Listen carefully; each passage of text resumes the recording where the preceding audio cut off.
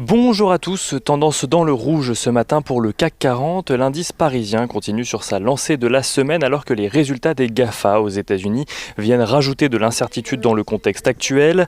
Dans l'ensemble, les résultats trimestriels sont supérieurs aux attentes. Amazon a vu son chiffre d'affaires progresser de 37%, là où Google a vu progresser le sien de 14% sur un an. Dans le cas de Facebook, c'est le bénéfice net qui progresse de 29%.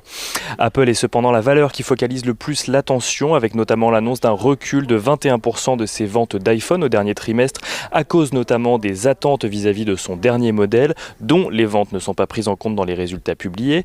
Apple qui s'est abstenu de fournir des prévisions pour le quatrième trimestre. Alphabet anticipe de son côté une progression de ses ventes, mais redoute également une progression de ses coûts en lien avec le Covid-19 pour le quatrième trimestre de 2020. Les GAFA sont donc moins optimistes pour la suite et ne font que renforcer les sentiments actuels face à la progression de la pandémie et également face aux incertitudes qui entourent la présidentielle américaine.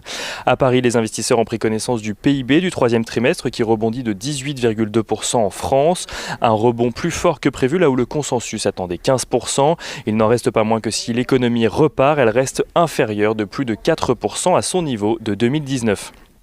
Côté valeur, Total affiche des résultats trimestriels en net recul, en lien notamment avec l'effondrement des cours du pétrole. Le groupe renoue cependant avec les bénéfices et maintient son niveau de dividende. Safran, de son côté, confirme ses objectifs pour l'ensemble de l'année 2020 grâce notamment à une amélioration de son activité au troisième trimestre.